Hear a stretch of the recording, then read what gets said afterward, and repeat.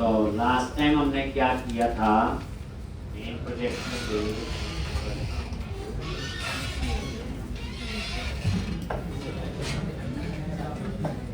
आपका प्रोजेक्ट आपका है ये।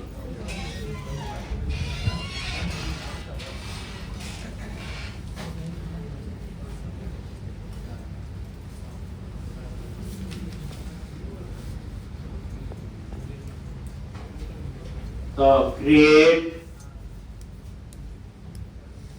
तो इसका हमने क्या बनाया था, बनाना है आज हम लोगों ने एक इंडेक्स का आपको समझा दिया। क्या करोगे, यहाँ पे व्यूज पे आओगे, एम्प्लॉय नाम का फोल्डर बना हुआ, मतलब कंट्रोलर नेम से फोल्डर, एम्प्लॉय पे राइट क्लिक किया, ऐड कंट्रोलर,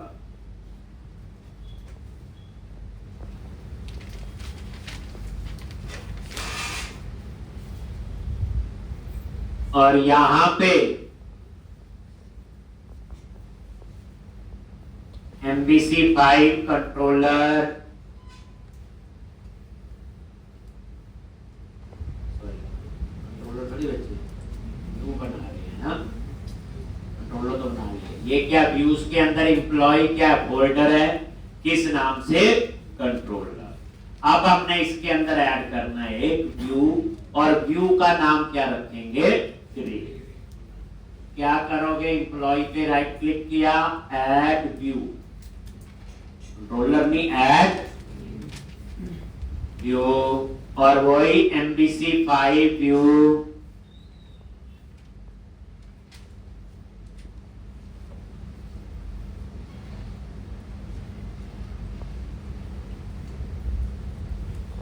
और व्यू नेम दे दिया क्रिएट।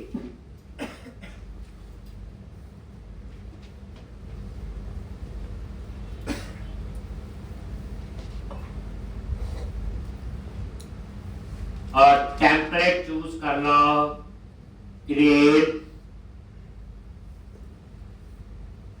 टेम्पलेट, कौन सा, बना हुआ टेम्पलेट है ये, बाद में हम एम्प्टी वाला यूज करेंगे, अभी आप क्रिएट। उसके बाद मॉडल क्लास कौन सी है, एम्प्लॉय, मॉडल क्लास कौन सी है, एम्प्लॉय, और डाटा कॉन्टेक्स्ट कौन सी है, एप्लीकेशन डीबी कॉन्टेक्स्ट। ये क्या आपकी एप्लीकेशन डीबी कॉन्टेक्स्ट, और ऐड पे क्लिक करो।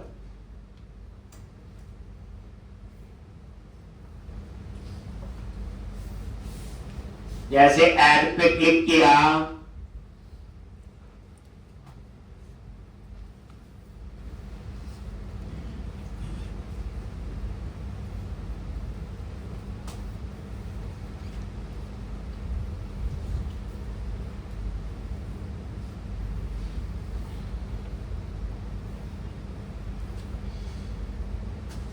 लॉन्च, कोड बाद में समझते हैं, पहले एक बार इसको रन करो। कैसा डिजाइन बनाया है, ठीक। ये जो व्यूज है बच्चे, ये बने हुए हैं पहले से, जिनको हम इस क्वेश्चन में यूज कर रहे हैं। नेक्स्ट क्वेश्चन में ये व्यू का कोड भी खुद लिखिए। व्यू के लिए वही HTML बूटस्ट्रैप की कहानी अभी आपको पता होगी। लॉन्च, एम्प्लॉय लिस्ट पे क्लिक किया, और ये क्रिएट न्यू, जैसे क्रिएट न्यू पे क्लिक करोगे, एक ये देखो अपने आप ही, ये नेम के लिए टेक्स्ट बॉक्स, एड्रेस के लिए, सैलरी के लिए, कितना समझदार, आईडी के लिए नहीं लगाया, क्योंकि उसको पता आईडी क्या है, ऑटो इंक्रीमेंट। प्राइमरी की हो तो लग सकता है सिंपल, लेकिन वो ऑटो इंक्रीमेंट है आइडेंटिटी कॉलम, क्योंकि आईडी हम एंटर नहीं करेंगे, इसलिए आईडी के लिए टेक्स्ट बॉक्स नहीं है। अब हम थोड़ा सा डिजाइन ठीक करेंगे क्योंकि हम नई नई बूटस्ट्रैप यूज करते हैं तो आदत पड़ चुकी है। जैसे क्रिएट की जगह लिखेंगे न्यू एम्प्लॉय, ये एम्प्लॉय हटा देंगे, ये क्रिएट का ये बटन वाला बूटस्ट्रैप अप्लाई कर देंगे। एक तो क्या करो, मिनिमाइज किया और ये देखो क्रिएट के व्यू पे आ गए। ये देखो व्यूज के अंदर दो व्यू हैं, क्रिएट और इंडेक्स। सबसे ऊपर मॉडल ऐड है। अब देखो एक ही मॉडल ऐड हो सकता है @model m स्मॉल में, और आगे मॉडल क्लास कौन सी है,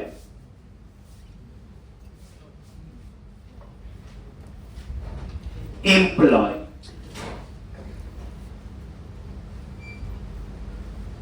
एक मॉडल क्लास कौन सी है, एम्प्लॉय।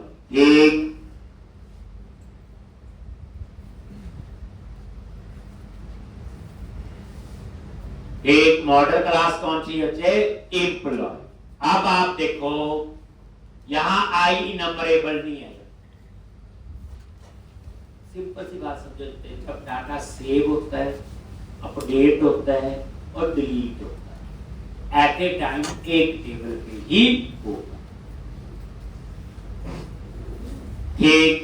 एक रो पे ही होगा। इसलिए आई नंबरेबल तो तब आएगा बच्चे जब टू लिस्ट लिखा हो। ठीक, सेव हमेशा एक रिकॉर्ड होगा, अपडेट हमेशा और डिलीट। इसलिए यहां पे देखो सिंपल मॉडल ऐड हुआ, कौन सा, एम्प्लॉय। या यहां पे आ जाए व्यू बैक बाद में, क्रिएट की जगह टेक्स्ट चेंज कर दिया न्यू एम्प्लॉय, और ये बूटस्ट्रैप टैक्स आइकन प्राइमरी और टैक्स आइकन सेंटर।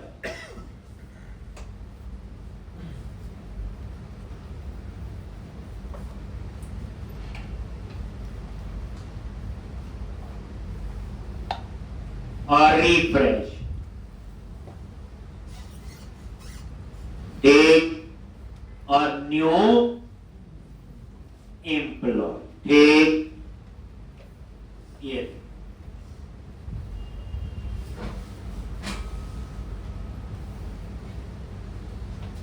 और ये वाला एम्प्लॉय यहां से आता,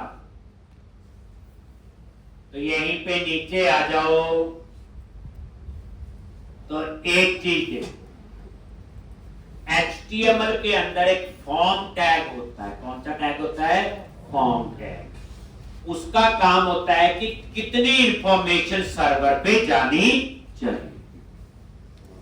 पेज में तो कई कुछ और इंफॉर्मेशन भी होता है, तो कितनी इंफॉर्मेशन सर्वर पे भेजनी, वो फॉर्म टैग आपका होता है। टैग, फॉर्म टैग क्या करता है, ब्लॉक है, वे कितनी इंफॉर्मेशन आपने भेजी। ठीक, तो इसके अंदर फॉर्म टैग कैसे लगता है, यूजिंग जो होता है ये डिस्पोजेबल ऑब्जेक्ट्स बनाने के लिए यूज होता है। याद रखना, एक दो दिन बाद हम ये कोड खुद लिखेंगे, अभी तो देख रहे हैं दूसरे का लिखा हो।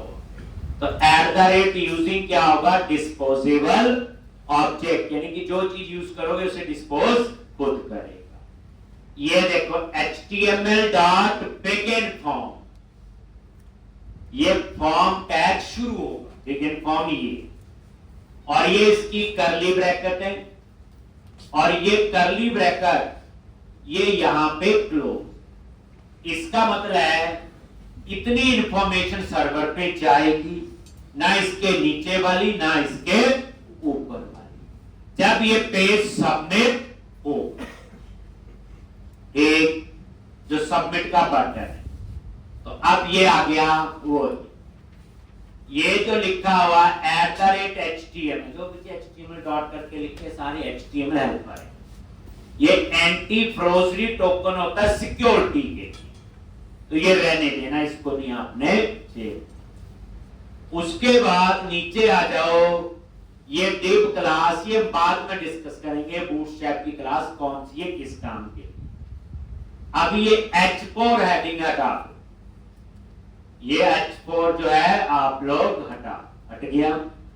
इससे क्या हुआ, ये देखो जो ये एम्प्लॉय यहां से आ रहा था वो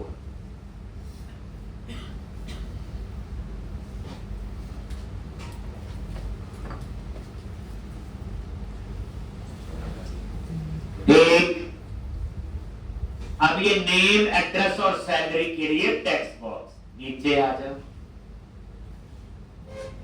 ये सारा फॉर्म टैग के अंदर है। @HTML, ये जो टैग हेल्पर है वैलिडेशन समरी, ये किसके लिए, जो वैलिडेशन लगी होगी उसके सारे मैसेज आए।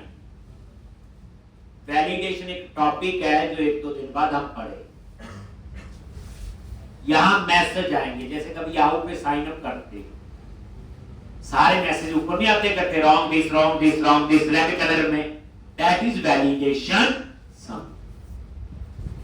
एक चाहिए कि नहीं चाहिए, ट्रू और फॉल्स, और इसके ऊपर बूटस्ट्रैप कौन सी, text hyphen danger red colour में। तो सारे मैसेज इकट्ठे ऊपर एक जगह आए, वो आते हैं वैलिडेशन समरी। याद में जो हम अभी सुन रहे हैं, ये हम रोज ही सुने, तो समझ आएगा, डरने की जरूरत नहीं। जब खुद लिखेंगे तो वैसे ही आएगा। अब ये है डिव क्लास फॉर्म ग्रुप। इस ग्रुप के अंदर हम एक एक कॉलम का कहानी बताएंगे। जैसे फॉर एग्जांपल सबसे पहले लेवल 4, ये कॉलम के नेम के लिए, जैसे कल पढ़ा ना डिस्प्ले नेम 4, और ये लेवल 4 वही, दोनों में डिफरेंस भी मैं आगे बताऊंगा। ये किसके लिए लगेगा, मॉडल डॉट नेम, और ये लैम्डा एक्सप्रेशन है। देखो मॉडल किस टाइप का डिक्लेयर हुआ, नीचे लिखा आ रहा है, किस टाइप का, एम्प्लॉय टाइप का। इसको कैसे पता चला, ये देखो लेवल 4 किस टाइप का है, एम्प्लॉय, कौन सा, जो ऊपर मॉडल ऐड हुआ है। तो मॉडल डॉट नेम ये आगे का बात। तो ये लेवल 4 क्या करेगा, कॉलम का नेम उठाएगा। उसके बाद ये टेक्स्ट बॉक्स, ये बूटस्ट्रैप बाद में जब खुद लिखेंगे तब बताएंगे। एडिटर 4 होता है टेक्स्ट बॉक्स लगाने के लिए। तो ये टेक्स्ट बॉक्स किसके लिए, मॉडल डॉट नेम के लिए। इसी तरह वैलिडेशन मैसेज 4,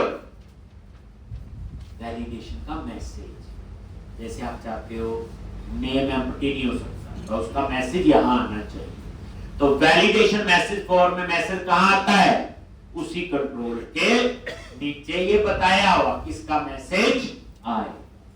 वैलिडेशन समरी में तो सारे आएंगे ना, नेम का भी, एड्रेस का भी, सैलरी का। इसमें हम चाहते हैं वैलिडेशन समरी में ना आए, सिंपल मैसेज वैलिडेशन का यहीं पे आना चाहिए। ठीक इसी तरह हमने क्या किया, इन्होंने एड्रेस के लिए देख लो सी, लेवल 4 कॉलम का नेम, एडिटर 4 टेक्स्ट बॉक्स, और ये एड्रेस के लिए टेक्स्ट बॉक्स, और वैलिडेशन मैसेज 4 किसके लिए हो गया, अभी सिर्फ देखना है, करना कुछ नहीं है। सेम फॉर सैलरी, ये लेबल कॉलम का नेम, टेक्स्ट बॉक्स, और ये मैसेज।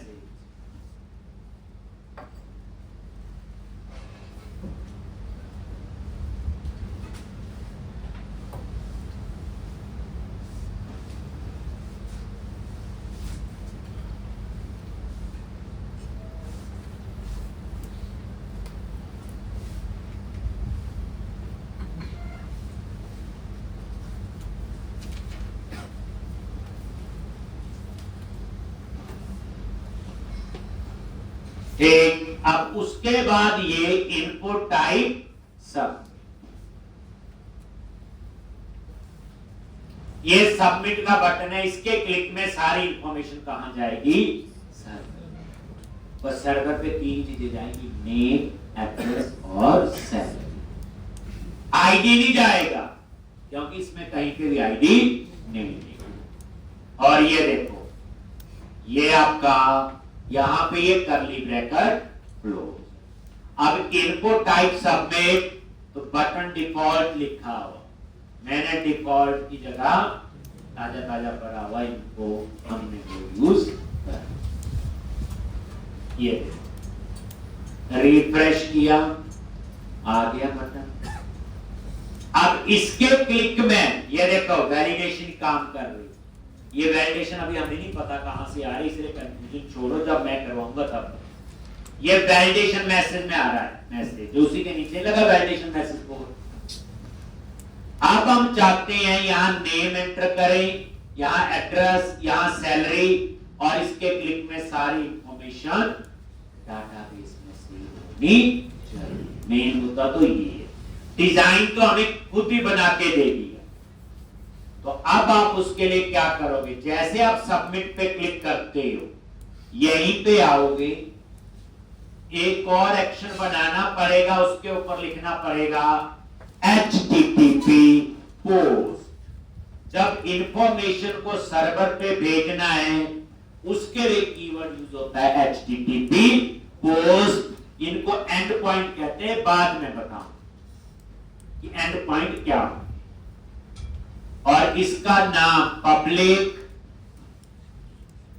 एक्शन रिजल्ट क्रिएट, और यहां पे एम्प्लॉई, जो एम्प्लॉई का डेटा आएगा तो इसका नेम स्पेस ऐड कर लो, एक, और ये इसका ऐसे भी सेम नाम रखना बच्चे, ये भी और ये। जैसे आप यहां सबमिट पे क्लिक करोगे तो ये कहां जाएगा, क्रिएट नाम का एक्शन ढूंढेगा जिसके ऊपर क्या लिखा होगा, HTTP पोस्ट।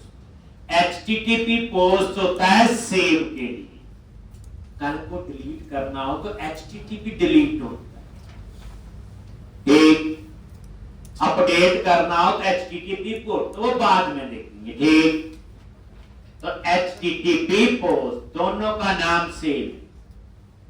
जैसे सबमिट करोगे तो इस सेक्शन पे जाएगा, याद रखना इसका और इसका नाम सेम होना चाहिए आप ही के हिसाब से। ये कुछ और भी हो सकता है, मैं इसका नाम सेव भी रख सकता हूं, पर उसके लिए कहानी अलग होगी। तो पहले सिंपल समझो कि जो इसका नाम वो ही इसका, और ये इंफॉर्मेशन इसमें आए। ये इंफॉर्मेशन इसमें कैसे पता चला, क्योंकि यहां पे जो मॉडल है वो कौन सा है, एम्प्लॉय, और एम्प्लॉय की ही इंफॉर्मेशन यहां पे आए।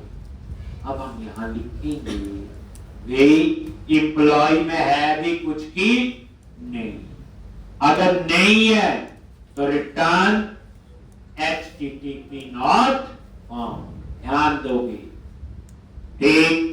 अगर नल है मतलब इसमें कुछ भी नहीं है, रिटर्न HTTP नॉट फाउंड। अगर ये नल नहीं है देन डाटा सेव होना चाहिए। इसके लिए आपको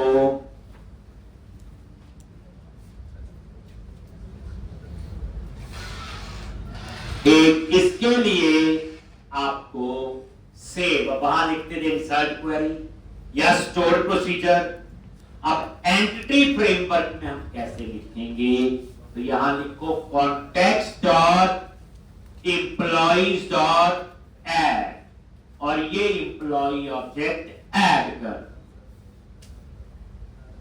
ठीक। इस एम्प्लॉय पे F12 प्रेस करो, ये देखो यही है, और ये इसमें ही ऐड करेगा, लेकिन सेव तब करेगा जब आप इसको कॉल करो, इसको सेव चेंजेस।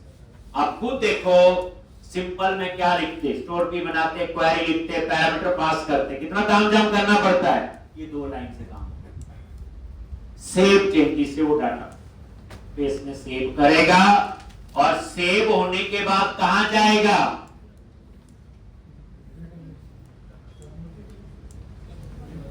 कहां जाएगा, कहां जाएगा?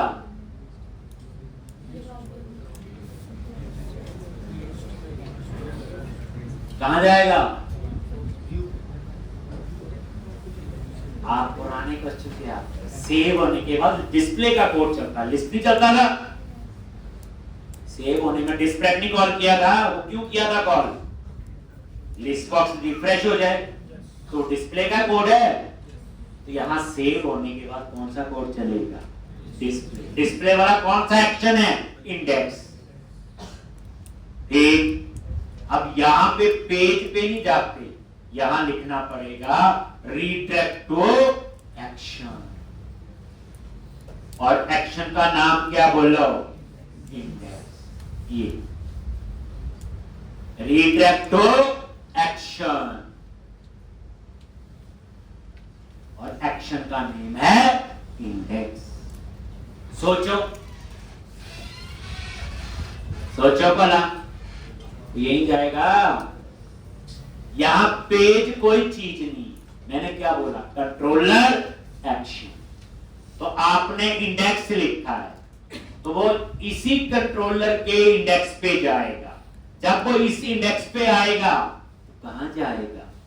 इसके व्यू पे जाएगा, और नया डाटा आ जाएगा जो डिस्प्ले काम करता।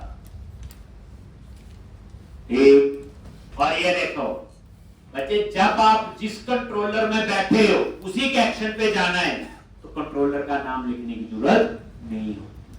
जब किसी और कंट्रोलर पे जाना हो तो कॉमा देके आपको यहां कंट्रोलर का नाम भी देना पड़ता है, लिखा हुआ। लो, आप कोई भी नया कोड लिखें तो बताया हो, हमेशा चेक करो ब्रेक पॉइंट लगा। अब हम इसको करना नहीं, रोज ही लिखने हैं। ये जो कोड लिख रहे हैं 50 बार लिखने हैं बच्चे, अगर 50 बार में न समझाए तो कंप्यूटर में बड़ा कुछ और है सीखने को। ठीक, तो इसलिए पहली बार ये चीज थोड़ी सी लगेगी, क्योंकि ये सिंपल थोड़ा स्ट्रक्चर लग गया काम करने का, लेकिन जब इससे नेक्स्ट एप्लीकेशन बनाएंगे तो सारी चीजें दोबारा यूज होगी, तो प्रैक्टिस हो जाएगी। देखो ग्रेट, अब मैंने लिखा जी नेम, लॉजी नेम, एड्रेस,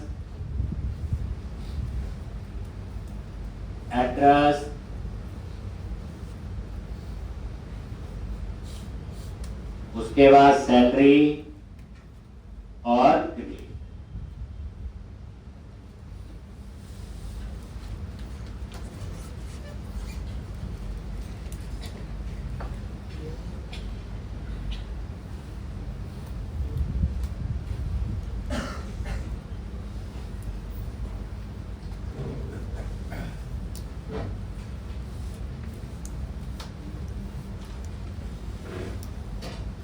जैसे यहां पे आया,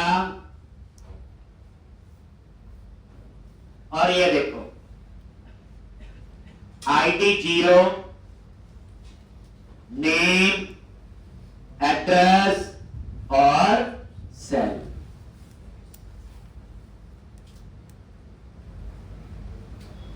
आईडी 0 क्यों है?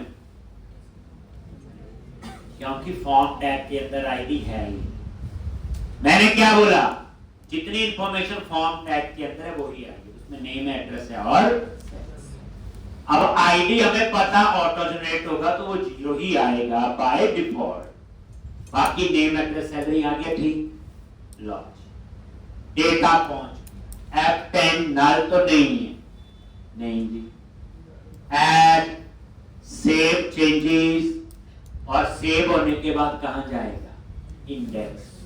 ये डिस्प्ले वाला कोड चल गया, डिस्प्ले जो बनाया था। दोबारा फिर देखो क्रिएट न्यू, एक कंटिन्यू कर दो, लॉन्च, एक और एड्रेस, सैलरी, ग्रेड,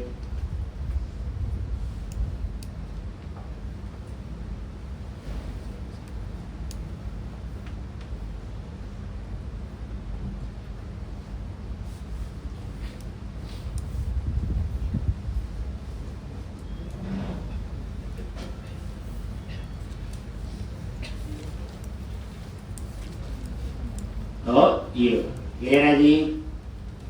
कंटिन्यू देखो आगे F10 और ये हो गया जी। ये समझ आ गए तीनों। अब हमारा नेक्स्ट क्या, तो आपने देखा क्रेट का अलग व्यू बना, इंडेक्स का अलग, तो लाइट वेट होगा, परफॉर्मेंस बेहतर होगी। पहले क्या होता था, एक पे ही सब कुछ होता था, याद करो, वही लिस्ट बॉक्स, वही डिस्प्ले, वही सेव, सारा कुछ होता था, पेज हैवी था, तो परफॉर्मेंस तो, क्योंकि बच्चे पेज तो सर्वर से आएगा, अब जितना पेज लाइट होगा तो फास्ट आएगा, हैवी होगा तो ठीक। अब आपने क्या करना है, ऐड, कौन सा कोड लिखना है, चलो आगे, ये ब्रेक पॉइंट हटा दो, इंडेक्स पे गए और यहां पे ये टेबल बना हुआ, पता ये कल कहानी समझाई थी, और ये फॉर ईच लूप है।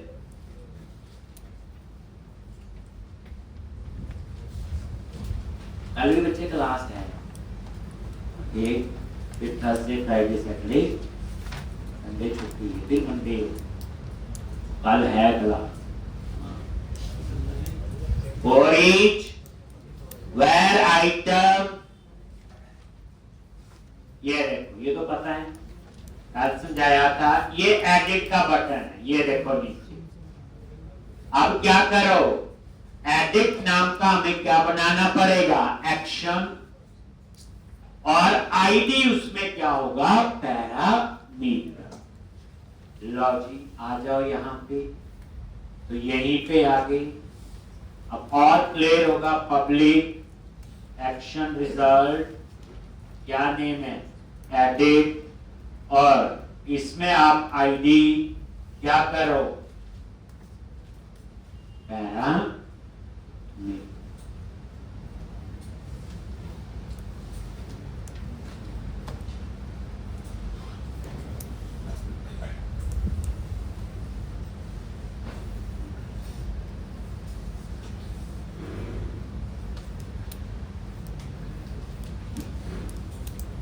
एक्शन रिजल्ट एडिट, ठीक, और ये जो आईडी है ये एक पैरामीटर, ठीक है जी। आईडी पैरामीटर है, एडिट एक्शन, ये आईडी, ये ध्यान रखना। इंडेक्स पे गए, ये एडिट है, अगर इस पैरामीटर का नाम आप ENO रख दो तो याद रखना यहां भी आईडी की जगह क्या लिखना पड़ेगा, याद रखना ये सेम नेम से होगा। इस यहां भी आईडी रखा तो मैंने भी आईडी रखा, ये पैरामीटर, ये आप अपनी भाषा में समझो फाइंड का कोड। तो अब क्या करोगे, कैसे फाइंड करते हैं एंटिटी फ्रेमवर्क में, सीक्वल में तो आता सिलेक्ट टेबल में वेयर आईडी। अब यहां पे कैसे है, वेयर एक ऐसी डाटा टाइप जिसमें किसी भी टाइप का डेटा स्टोर, लेकिन पैर डाटा टाइप के 8-10 पॉइंट और भी हैं, दूसरी एप्लीकेशन में समझाऊं। एक्शन रिजल्ट का असली मीनिंग क्या है ये हम दूसरी में पढ़ें। मैं कभी कोई चीज पढ़ाता हूं पहले हल्का सा बेस बनाते हैं, ये चीज सुनी सुनी लगती है, 2-4% पहले बताया होता है, और मेन चीज फिर जब हम डिटेल में पढ़ते हैं। Where employee in T, variable के नेम भी जोड़ देखने कैसे डिक्लेयर करते, employee in T, find context dot employee dot find, और ये आईडी पास कर, बस। अब ये जो फाइंड है ये हमेशा याद रखना प्राइमरी की पे ही फाइंड करता है, ये नॉन प्राइमरी की पे फाइंड नहीं करेगा। नॉन प्राइमरी की पे फाइंड करना हो तो कुछ और तरीका हो, तब हम आगे पढ़ेंगे जब जरूरत आए।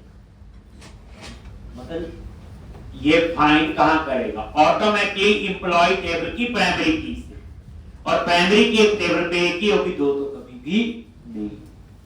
ठीक, तो और ये फाइंड का कोड है, और यहां पे क्या इंप्लॉय इन डीबी में कुछ आया भी है कि नहीं? हो सकता आईडी का अर्थ पास हो, तो null, then return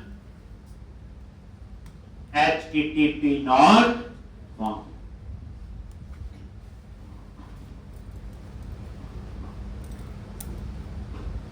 http not found। और अगर नल नहीं है, नल कब होगा? आपने ऐसा आईडी पास कर दिया, वैसे ऐसा होगा ही नहीं, बट फिर भी जो टेबल में एग्जिस्ट नहीं करता तो आईडी नहीं मिलेगा, तो इंप्लॉय इन डीबी में क्या आएगा? नल आएगा ना।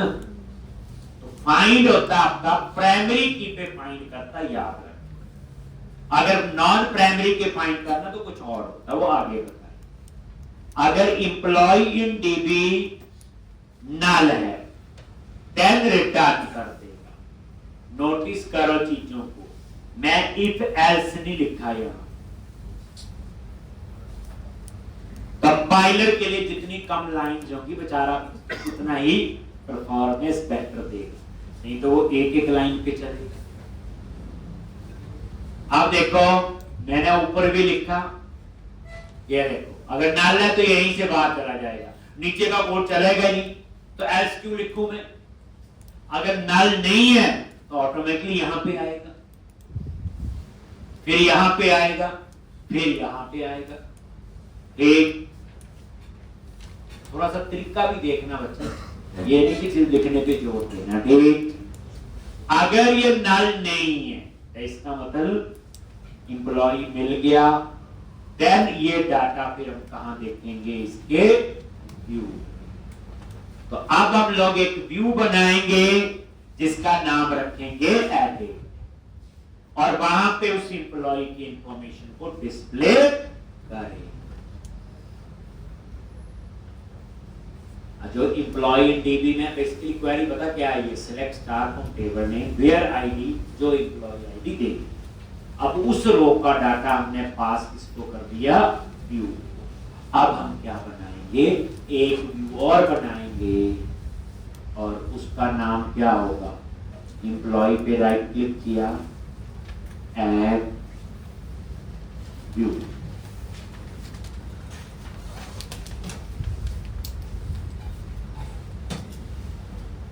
और यहां पे MD5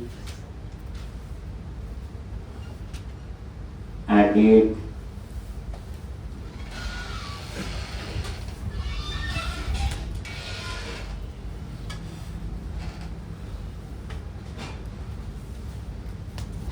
व्यू का नेम क्या रखा? एडिट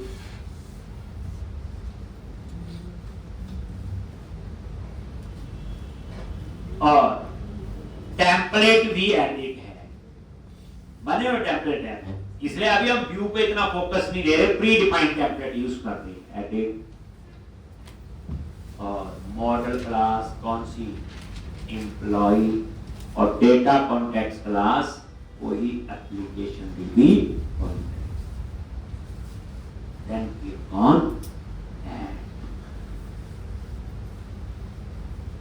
ये क्या करेगा?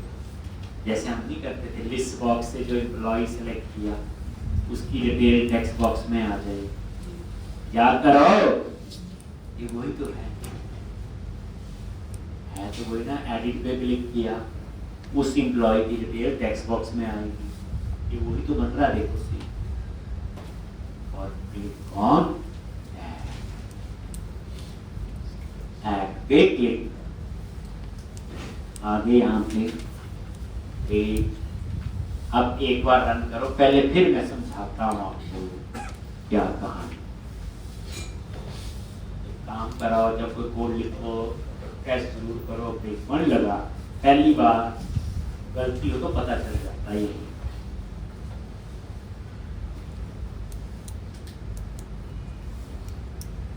एम्प्लॉय लिस्ट पे एडिट पे क्लिक करें। जैसे एडिट पे क्लिक किया और यहाँ पे आईडी, ये देखो पैरामीटर में आईडी आ गया 2। ये कहां से आ रहा है? ये लिखा हुआ आइटम डॉट आईडी। ये चीजें जरूर चेक करनी कहां से आ रहा है। ये नहीं आ गया अच्छा हुआ। ये आईडी यहां से आ रहा है और आइटम डॉट आईडी कहां से आ रहा है? टेबल से आ रहा है। अब उसके बाद मिल गया जी आईडी, कितना आ गया 2F। अब ये फाइंड करेगा, देखो अगर मिला होगा डाटा, नहीं तो नल लाएगा। आईडी 2, नेम विकास है, एड्रेस है मोहाली और सैलरी, इसका मतलब है मिल गया। फिर F10 और इस बार व्यू में एक ही रिकॉर्ड जा रहा है। फाइंड किया प्राइमरी की पे ही फाइंड होगा और ये देखो वही शेयर उसमें जाएगा। बताया हुआ ये सारे पॉइंट आपको। चलो अभी सीधा आगे का कंटिन्यू कर दिया। देखो आगे डेटा बच्चे वो काम हो गया। लिस्ट बॉक्स सिलेक्ट किया, टेक्स्ट बॉक्स। अब हम चाहते हैं यहाँ पे आए एडिट एम्प्लॉय और यहां से ये एम्प्लॉय हटा दो और यहां पे सेव का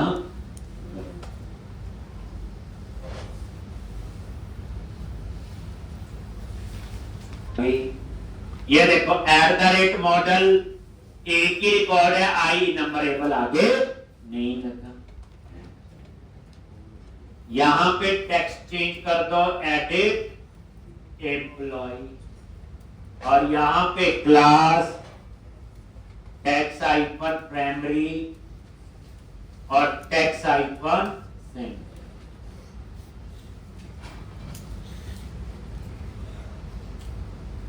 लिखोगी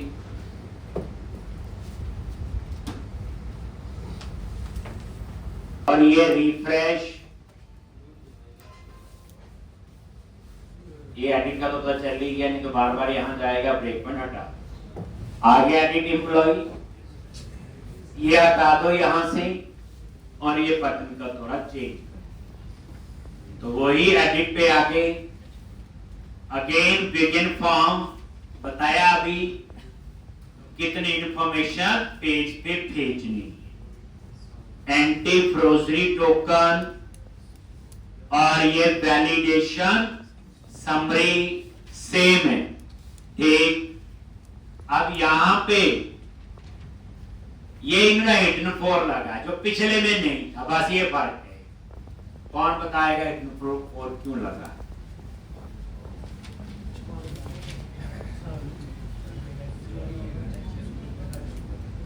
क्योंकि जब हम अपडेट करते हैं तो वेयर में आईडी चाहिए। याद करो, अपडेट में वेयर में आईडी चाहिए ना, तो प्राइमरी की कॉलम होता है। सोचो, एक क्रिएट में नहीं चाहिए। क्रिएट में वो आईडी अपने आप जनरेट हो रहा है, लेकिन अपडेट में वेयर में तो यूज करना है ना। याद करो, 2 बार लिखा हुआ SQL की क्वेरी में। इसलिए हिडन फॉर ये है कि नजर नहीं आएगा, हम इसको खुद अपडेट नहीं कर सकते, लिखवाया हुआ आपको, ठीक। तो ये हिडन फॉर नहीं है, बाकी वो ही है। देखो, label for, editor for, validation message for, same name, ये देखो एड्रेस, सेम सैलरी जो क्रिएट में था, और उसके बाद ये सेव का बटन इन।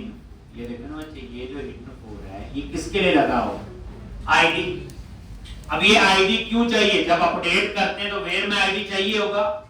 हिडन फॉर है क्योंकि हम जनरली प्राइमरी की कॉलम को अपडेट करने का प्रोविजन नहीं देते हैं, बताया हुआ सारा, ठीक। ये वही, बाकी सेम है। और लास्ट में BTN क्या कर दिया? इन्फो और रिफ्रेश कर, ठीक। और ये वाला एम्प्लॉय हटाना ना, ये कहां था बच्चे? था। ये एक और ये रिफ्रेश। ठीक, अब यहां पे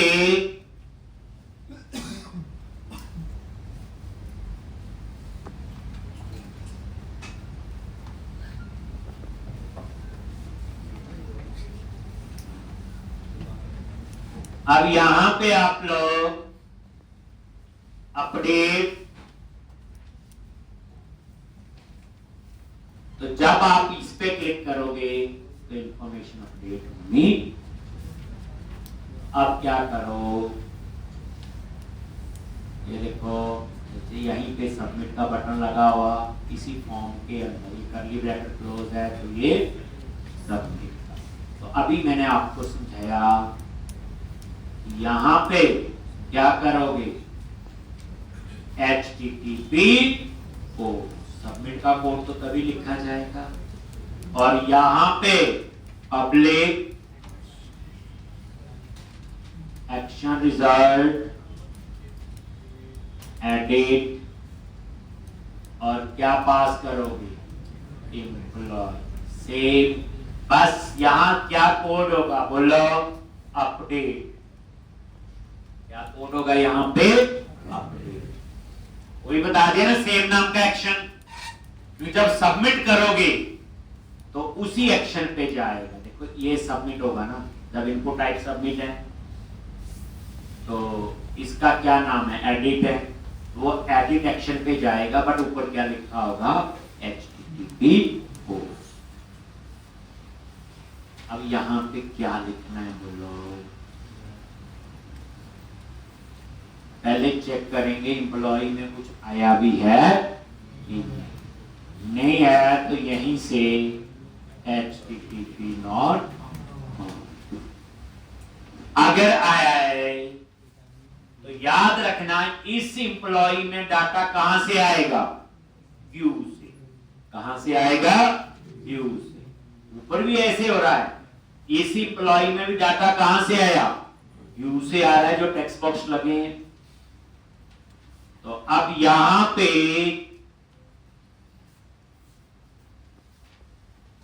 क्या करो, पहले where employee in DB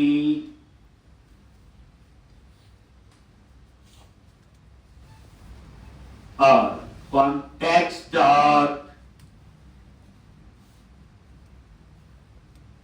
employee in DB, पहले फाइंड करें किसको अपडेट करना है, तो डॉट एम्प्लॉय डॉट फाइंड और एम्प्लॉय डॉट आईडी से, और ये employee dot ID, employee ID आएगा, और ये जो एम्प्लॉय आईडी है वो कहां से आएगा, बोलो हिडन फोर्स। कहां से आएगा, hidden force.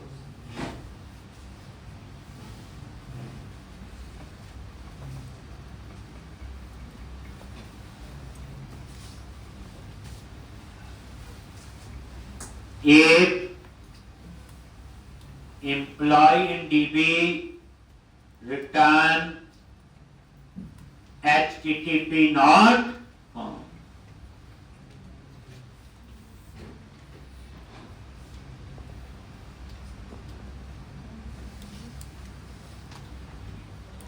HTTP not found अगर आईडी कार्ड, ऐसे हमारे केस में कभी होगा नहीं, इतने कंट्रोल से आ रहा है, चेंज उसको कोई कर नहीं सकता, बट फिर भी आप पढ़िए चेक लगाने के लगा। अगर आई है तो फिर हम डाटाबेस में चेंज क्या करेंगे, नेम अपडेट हो सकता है, और ये नेम कहां से आएगा, व्यू से। तो लेफ्ट हैंड साइड में एम्प्लॉय इन DB डाटाबेस में चेंज करेगा, और राइट हैंड साइड में कहां से आएगा, व्यू। नेम के बाद एड्रेस, और ये आपका एड्रेस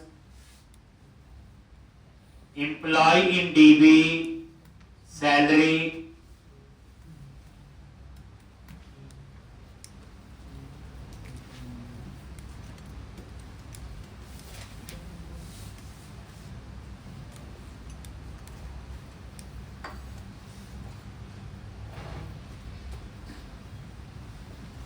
और यहां पे कॉन्टेक्स्ट डॉट, बस नेम अपडेट हो सकता है, एड्रेस अपडेट हो सकता है, सैलरी अपडेट हो सकती है, आईडी भी अपडेट करके बताया कि प्राइमरी की कॉलम को जनरली हम अपडेट नहीं करते। और उसके बाद सेव चेंजेस लिखना नहीं भूलोगे, नहीं तो डाटाबेस में अपडेट नहीं करेगा। बस, और उसके बाद कहां जाएगा, रिडायरेक्ट टू एक्शन। इसमें आप ऐसे भी लिख सकते हो सीधा, नेम ऑफ इंडेक्स, एक ही बात। जैसे अपडेट होगा तो किस सेक्शन पे जाएगा, इंडेक्स। ऐसे नेम ऑफ करके भी लिख सकते हो, जो वो पहले डबल कोट्स में वो भी लिख सकते हो, वो पुराना ये नियम है। ब्रेक पॉइंट मैंने यहां पे लगा दिया।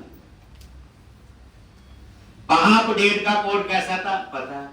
अब ये थोड़ी बहुत चीजें चेंज होती हैं। हम पढ़ रहे हैं एंटिटी फ्रेमवर्क, ये उसके सिंटैक्स।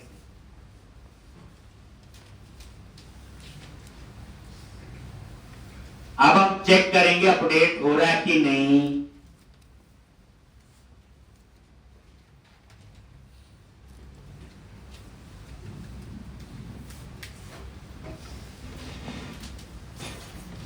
कंट्रोलर पे पूरा फोकस है, याद रखना ये व्यू से आ रहा है। ये कहां से आ रहा है डेटा, एम्प्लॉय। हमने इसका डाटा उठा के एम्प्लॉय इन डीबी में डाल दिया। एम्प्लॉय इन डीबी में डाटाबेस में अपडेट कर देगा। किसको अपडेट करेगा, जो आपने ये फाइंड किया हो।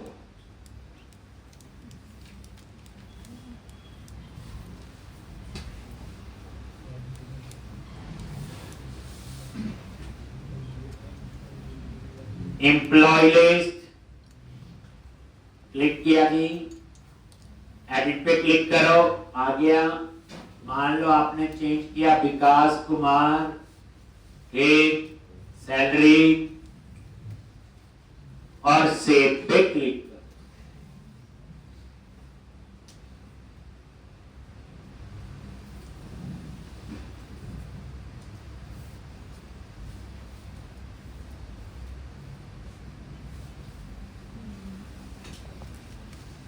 आईडी 2,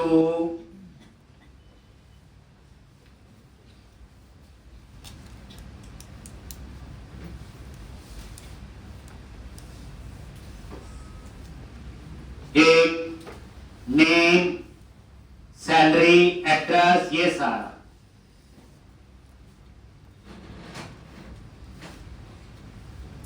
एक ये देखो आईडी 2 आ गया, ये व्यू से आ रहा है। विकास कुमार, सैलरी चेंज की, तो देखो इंफॉर्मेशन कहां से आ रही, व्यू से। और ये देखो नल भी नहीं है, ये फाइंड कर लिया। तो ये कहां से फाइंड हुआ, डाटा बेस। ये पुरानी इंफॉर्मेशन। एक फिर यहां पे वो इंफॉर्मेशन रिप्लेस होगी, और उसके बाद डाटाबेस में वो सेव होगी, और उसके बाद इंडेक्स पे जा। देखो भला, ये हो गया ना विकास कुमार, और ये क्लियर है जी। अब डिटेल, डिटेल में क्या होगा, नॉर्मल फाइंड का बोर्ड। फिर डिटेल देखनी है इस एम्प्लॉय की, तो अब आपका नेक्स्ट, तो इस तरह से ये ब्रेक पॉइंट। अब आप इंडेक्स पे देखो, ये डिटेल का है, तो इसका एक्शन का नाम क्या है, डिटेल। पैरामीटर क्या है, आईडी।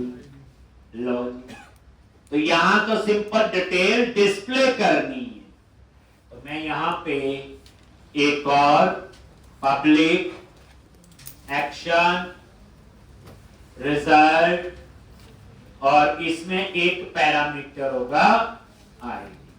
रट्टा नहीं, ये देखो ये आईडी इसमें पैरा।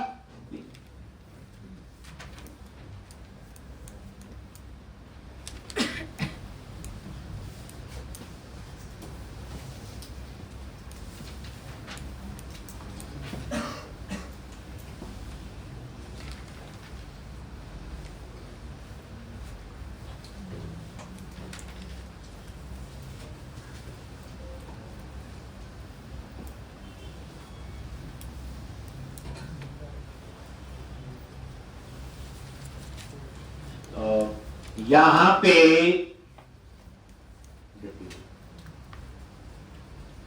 तो फाइंड का कोड क्या होगा?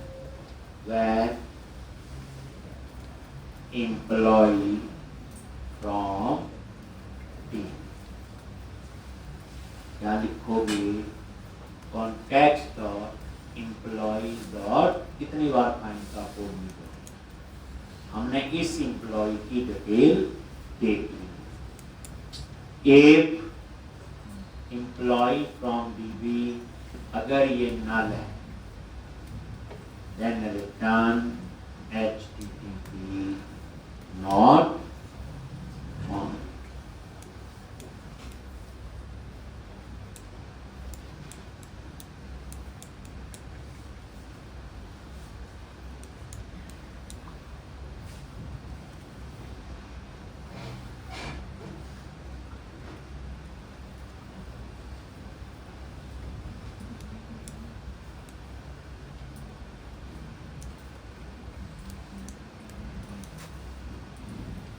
और यहां पे return view employee from D, जो एडिट में लिखा हुआ ये बट इसमें कुछ नहीं है, सिर्फ डिटेल देखनी है। जैसे हम कोई चीज सर्च कर रहे होते हैं, एक प्रोडक्ट है, सिर्फ डिटेल देखनी है उसका, ये वो चीज एम्प्लॉय की डिटेल। अब मैं क्या करूंगा? डिटेल्स नाम से क्या बनाएंगे? एक एक्शन, वहां सिर्फ एम्प्लॉय की डिटेल देखनी और कुछ नहीं।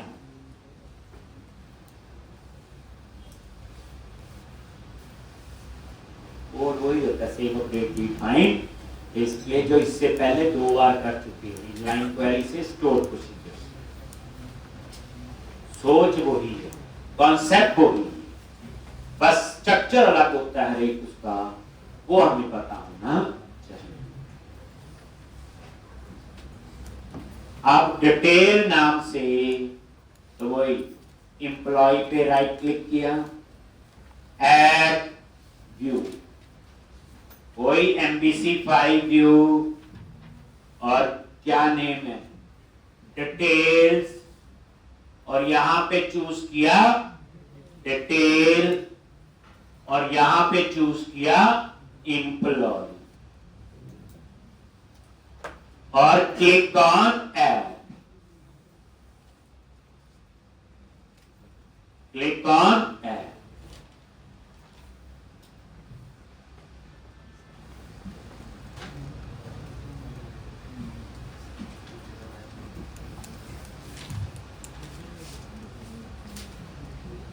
और ऐड बटन पे क्लिक करो,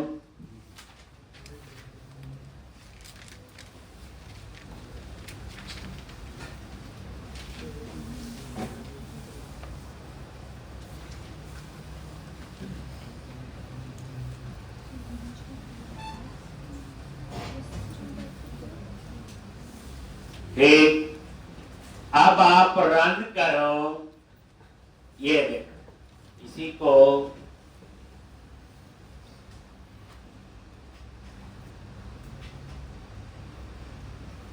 एम्प्लॉय लिस्ट और डिटेल पे क्लिक किया, आ गई डिटेल और कुछ नहीं। हम और अच्छे ढंग से दिखाना चाहते हैं तो ये डिटेल के व्यू पे आ गई, यही है कंट्रोल ए डिलीट, खुद लिखते हैं। चलो सबसे पहले आप मॉडल ऐड करोगे, जब खुद लिखते हैं ना कोड प्रॉपर अंडरस्टैंड होता है, तो फालतू कोड कुछ नहीं होता। मॉडल, अब यहां पे नेम स्पेस किसका?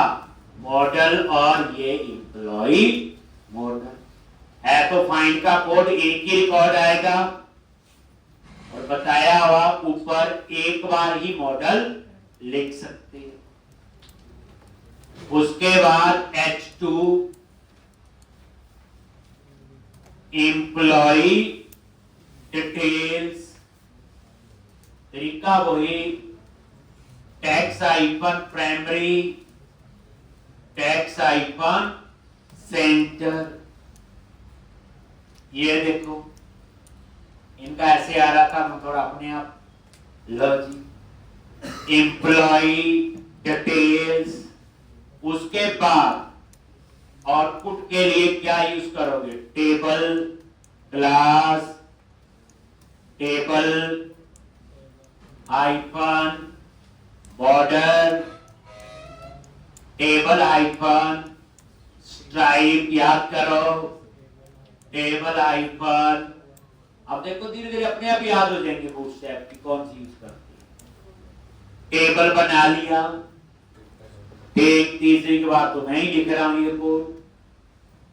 टेबल के अंदर हेडिंग के लिए टी है, table heading, TR table row, और TH टेबल हेडिंग।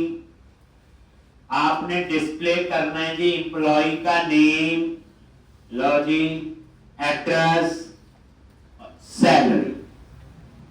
तो 3 हेडिंग दे दिए, नेम, एड्रेस और सैलरी। ये लो जी एक बार डिजाइन पे भी नजर मार लो, ये टेबल आपका बन। इस टेबल के अंदर डेटा डिस्प्ले करना है तो क्या लिखते हैं, टी बॉडी, और टी बॉडी में क्या आएगा, तो यहां पे TR टेबल रो, एक और टेबल डेटा। इसके लिए कल लाना पड़ेगा। तो कल बच्चे हम इस एप्लीकेशन को कंप्लीट करेंगे और कुछ नई चीज आपको उसमें भी ऐड ऑन करेंगे, और जो नई एप्लीकेशन बनाएंगे ऐसे हम खुद लिखा करेंगे सारे व्यू का कोड, तो हमारी और प्रैक्टिस होगी। अभी आपका फोकस सिंपल होगा कंट्रोलर और मॉडल। एक फिर हम लोग ये सारा तो इंटरेस्टिंग है, तो कल हम इसमें ही आगे